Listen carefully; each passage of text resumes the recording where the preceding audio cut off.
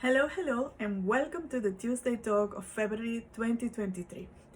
Have you ever wondered why supply chain operational teams always seem to be working in some kind of little project or not so little, and there's always something to be improved, there's a new warehouse to be launched, there's some metrics that need to be changed, improved, adjusted, maybe there is a new system to be launched, or there is a production volume to be increased or capacity to be increased. There's so many different iterations of what supply chain projects might be.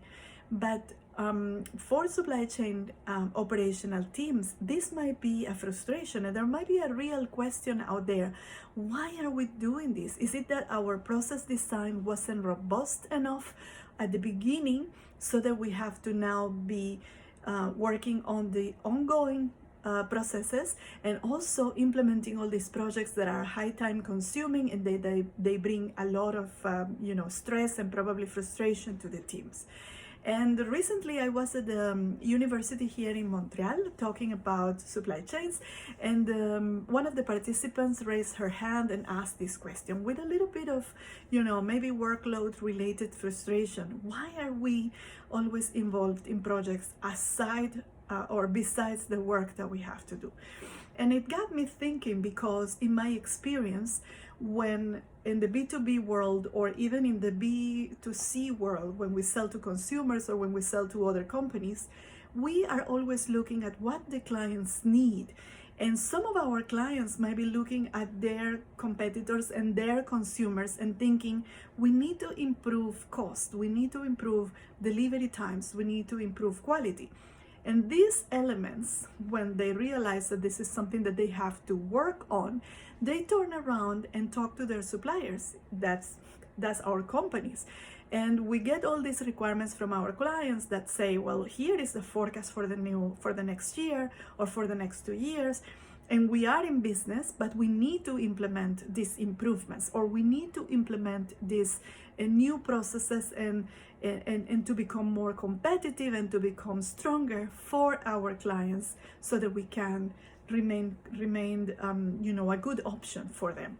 So when our clients realize this, they turn around and they come to our companies and they ask for this work to be done, and those become the little projects that, and not so little, that we are working on in the supply chain world. Why? Because it means we are engaged in the industry, that we are engaged in the market, that we have a future, that we have a forecast, that we have, orders are going to be coming in if we implement these improvements.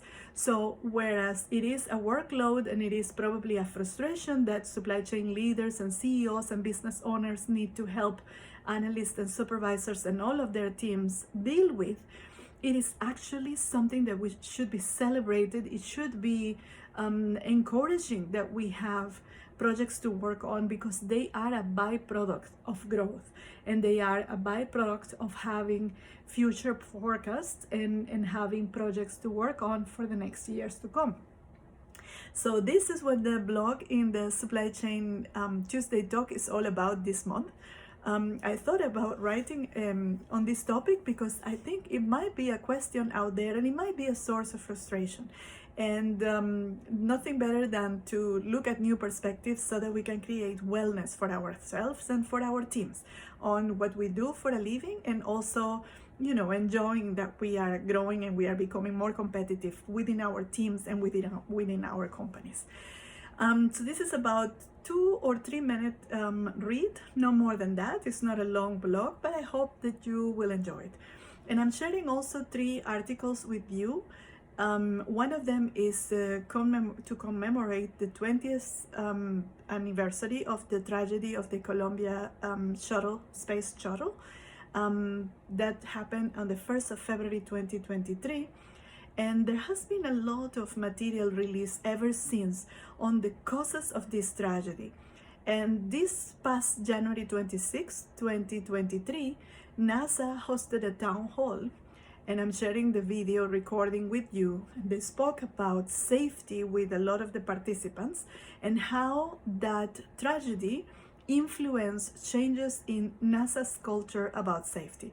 And one of the things that struck my attention is, we're talking about culture, and when we want our cultures to be really safe, we have to nurture employees that are encouraged to speak up and confident, and also supervisors and leaders that are aware to listen. And this is something that we can relate to in the supply chain world, because we are always considering risk as part of the decisions that we are making and how we are analyzing our data. So I thought that it would be a very valuable piece of information to share with you, to provoke some thoughts about what was learned from that tragedy, and what we can still implement today within our companies, within our cultures, to encourage ourselves to speak up and to talk about risks, not only from a safety point of view, but also from the safety of our supply chains. And I'm also sharing the quote of the month, and it is about communities. It's a quote from John Molson, who set up the Molson Brewery here in Montreal in 1786. And I hope you like it. And like I said, it's about communities, and I love communities, and I love the power, the transformative power that communities have in our society. And the last one is an invitation for all of you out there who might be interested in the automotive industry or are already working in the automotive industry. Women Automotive Network is hosting a free webinar, a free talk. It's actually a LinkedIn Live event on the 7th of March. And it would be a great opportunity to see how the inside of that community looks like. There's going to be speakers that are going to be talking about their experiences, and there's going to be some interesting moments in that event that is planned. And like I said, it's a free event. It's an opportunity to look inside the community, and I provided you the link so you can register. So I hope that you like what is included in the Tuesday Talk this month, and I see you next month. Thank you very much.